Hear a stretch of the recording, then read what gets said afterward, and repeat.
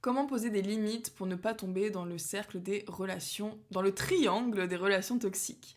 Ce fameux triangle de Karpman, victime, sauveur ou bourreau. Quand on est dans une relation toxique, on incarne différentes postures de ce triangle à différents moments. Et j'ai appris beaucoup ces dernières années à poser des limites avec mon entourage, avec moi-même, et à faire respecter surtout ces limites. Et c'est ce que j'ai envie de te partager dans cette vidéo. Puisque j'ai eu le commentaire, j'avais fait une vidéo sur le fait que je ne voulais plus de relations saines, mais je voulais des relations enrichissantes, et que j'étais passée justement par relations toxiques, relations saines, relations enrichissantes. Et du coup, on m'a demandé comment t'as fait pour apprendre à poser des limites et à sortir de ces relations toxiques. Bon, déjà, si tu le sais en regardant cette chaîne, mais j'avais fait une vidéo sur le fait que j'avais un parent pervers narcissique, en tout cas avec des comportements de pervers narcissique, et du coup, ça m'a appris beaucoup sur comment fonctionne une relation toxique, comment on rentre dedans. Il y a plusieurs constats que j'ai faits et que j'aimerais te partager. Le premier, c'est de suivre ton intuition. À chaque fois que j'en parle avec quelqu'un qui a été victime de relations toxiques, c'est toujours pareil. De toute façon, je le savais, je l'ai senti, il y avait quelque chose qui n'allait pas.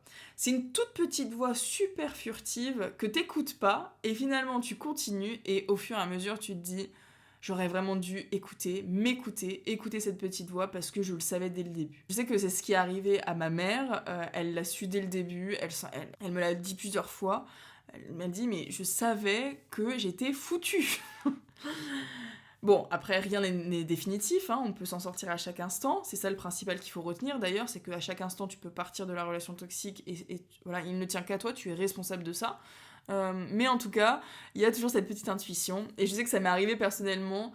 C'est drôle parce que vraiment, et ça, plus tu apprends à le prendre en compte, à prendre en compte ton intuition, à l'écouter, plus tu la vois direct arriver et tu sais en fait, tu sais vibrer et attirer des relations différentes en écoutant ton intuition. Mais ça m'est arrivé avec un ex. Dès les premiers jours, je me suis dit, mais c'est trop parfait, il y a un souci quelque part. Et vraiment, je me rappelle l'avoir dit en disant, c'est trop parfait, il y a un problème quelque part. C'est impossible, tout est trop rose, tout est beau, tout est... C'est impossible. Et je me suis dit, alors peut-être que je l'ai manifesté du coup, mais au final il s'est avéré, bon ça a duré 3 mois, mais il s'est avéré que c'était un gros mythomane. Là, pour le coup, il n'y avait pas de doute. Vraiment, il m'en a sorti. Je me suis dit, mais à quel point j'ai été bête de croire à ça. Mais en tout cas, mon intuition m'avait dit, c'est impossible que ce soit aussi beau, il y a un truc qui va pas. Et mes proches me l'avaient dit, m'avaient dit, mais c'est un mythomane, tu ne le vois pas. Et je disais, non, non, mais si, vraiment, il a un cancer du dos, c'est horrible. Non, non, mais si, vraiment, les parents de son pote sont morts dans un accident de voiture brûlé. Putain, c'est fou d'être aussi bête parfois. Ah, parfois, on ne veut pas. Hein. On ne veut pas écouter cette petite voix. Euh, et puis après, à un moment, tu as un déclic. Et là, tu remets tout le fil. Et tu vois tout s'imprimer vraiment face à toi. Et tu te dis, mais comment j'ai pu ne pas le voir? Tout le monde l'a vu, sauf moi. Bref, donc du coup, développer son intuition. Moi, je sais que ça se manifeste comme ça chez moi. C'est vraiment, j'ai beaucoup de connexion à mon ventre. Et quand je sens que quelque chose ne va pas, j'ai soit une boule au ventre, soit j'ai vraiment dans le haut du corps, je sens que quelque chose ne va pas, n'est pas aligné avec moi-même. Et du coup, j'écoute beaucoup et je prends vraiment ce temps de réflexion en me disant, mais est-ce que c'est aligné avec moi? Est-ce que vraiment ça me parle? Est-ce que c'est aligné avec mes valeurs? Etc. Donc j'ai développé ça, le fait d'écouter ma voix, ma petite voix et me connecter à mes ressentis corporels. Est-ce que je le sens? Est-ce que ça match avec moi?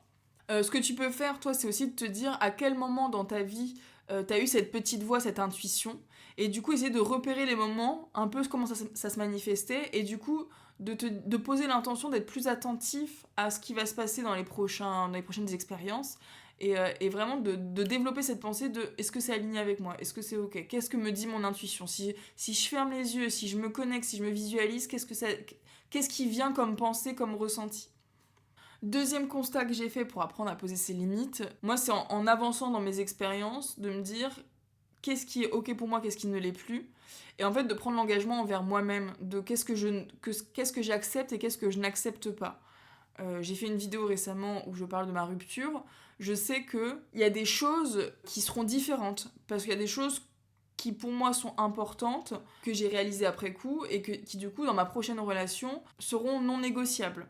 Donc je pense qu'il y a aussi de clarifier, de faire le bilan, de toujours te... Enfin moi ça c'est quelque chose que je prône, c'est la remise en question constante. le fait de te remettre en question, de faire le bilan de ce que tu as vécu dans le passé, de ce qui est bon pour toi, pas moins bon, et comment du coup tu vas le transformer différemment dans le futur, comment tu vas mettre en place des choses qui seront différentes pour avoir ce que tu souhaites. Et moi je sais que là, il y a des choses sur lesquelles j'ai fait le bilan, et je me suis dit, ok, ça je le veux absolument, ça je ne le veux pas. Donc, à partir du moment où je clarifie ça, c'est une limite que je me pose avec moi-même et du coup que je pose avec les autres. Et si quelqu'un veut rentrer dans ma vie et que j'autorise cette personne à rentrer dans ma vie, il faut qu'elle remplisse les critères que je me suis sélectionnés. Et il n'y a pas d'option B en fait, c'est pas négociable. Et ça, c'est une chose que je t'invite à faire, c'est de clarifier ça en amont et surtout de ne pas laisser quelqu'un négocier tes limites. C'est-à-dire qu'à partir du moment où tu fixes tes limites et où tu les exprimes, il est de ton devoir de les faire respecter. Et si la personne ne respecte pas tes limites, moi je suis désolée, c'est radical, mais c'est ciao. C'est-à-dire que, en fait, on est 7 milliards sur cette terre, tu ne respectes pas toi mes limites, désolé, mais je ne vais pas te laisser de la place dans ma vie alors qu'on est 7 milliards et que tu ne respectes pas la limite que je me suis fixée et que je te demande de respecter. Si tu ne respectes pas cette limite, c'est ciao. De faire ça, déjà, c'est du respect de soi-même et c'est juste de l'estime de toi, en fait. Tu t'estimes et tu te respectes et tu te célèbres en faisant ça. À partir du moment où tu te fixes une limite et que tu laisses quelqu'un d'autre la négocier, tu ne te respectes pas. Voilà. Je pense que c'est assez clair. Voilà, je voulais te partager ces 2 réflexions sur comment poser ses limites. Je sais que moi, ce que je retiens, c'est vraiment de poser, de suivre son intuition, de développer, mais ça pour tout, même pour des limites, mais pour autre chose, de suivre ton intuition, de savoir ce que ton cœur te dit, ce que ton corps te dit, comment tu ressens les choses. Et plus tu vas le faire, plus ton intuition va vraiment t'indiquer où tu dois aller. Et moi, je sais que je suis de base, je pense, très intuitive, de par mon hypersensibilité, mais aussi j'apprends à le développer, et tout le monde peut le développer, et j'invite vraiment les personnes à le développer, parce que de toute façon, ça t'apportera que de la clarté, des expériences, de l'apprentissage. Et deuxième chose, c'est de clarifier tes limites avec toi-même et avec les autres, et vraiment ne pas hésiter, en fait. Je trouve que on excuse beaucoup les autres pour ce qu'ils nous font, et c'est très facile en fait parce que on oublie un peu le négatif quand quelqu'un nous fait du mal, on oublie parce qu'on se dit oh mais là il a fait quelque chose de positif, donc du coup ça efface un petit peu. Mais en fait non, sois clair avec toi-même et sois clair avec ce que tu acceptes et ce que tu n'acceptes pas. Encore une fois, on est 7 milliards, si quelqu'un ne respecte pas tes limites, au revoir, merci, au revoir. Après, je tiens quand même à préciser que dans un premier temps, je communique beaucoup. C'est-à-dire que j'exprime et je n'hésite pas à répéter plusieurs fois, à faire valider à la personne. Et en fait, je laisse toujours quand même une chance à la personne parce que j'estime qu'on n'a pas la même manière de penser, on n'a pas les mêmes limites, on n'a pas la même vision des choses et que parfois la communication permet aussi de clarifier au fur et à mesure. Tout le monde peut s'améliorer et une relation est toxique à partir du moment où tu joues aussi ce rôle de victime et de bourreau et de sauveur. Il n'y a pas une personne qui est toxique, c'est vraiment les deux en lien qui sont toxiques. Donc soit tu acceptes le jeu de la relation toxique, soit tu en sors et tu ne l'acceptes pas. Mais entre les deux, tu peux quand même apprendre à communiquer et à voir avec la personne comment tu raisonnes avec elle, comment tu avances avec elle et comment tu peux améliorer les choses. Mais si après, au bout de 3 fois, c'est bon, la personne elle respecte toujours pas tes limites, c'est bon, au bout d'un moment, on va pas s'attarder non plus. Hein. Notre temps est limité, il y a 7 milliards d'individus sur cette terre, il y a beaucoup mieux qui t'attend derrière. Respecte-toi, respecte tes limites et fais respecter tes limites et ne rentre pas dans ce jeu toxique de victime où la personne décide pour toi, ce qui est bon pour toi. Non, tout simplement pas. Voilà. J'espère que cette vidéo t'a plu. Dis-moi en commentaire si tu as des questions sur le sujet. J'adore ce sujet, c'est passionnant de voir à quel point on peut tomber malgré nous dans des relations toxiques. Il y a différents degrés évidemment. J'ai parlé de pervers narcissique en début de vidéo, mais rien que le fait d'être dans cette posture de sauveur avec quelqu'un parce que tu veux toujours aider les autres et toujours être là pour les autres, etc.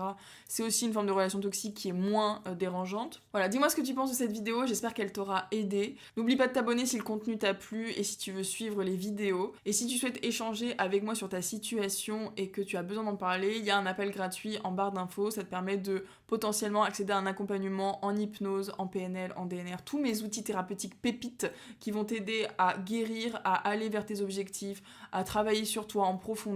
N'hésite pas, le lien est en barre d'infos et je te dis à très vite dans une prochaine vidéo.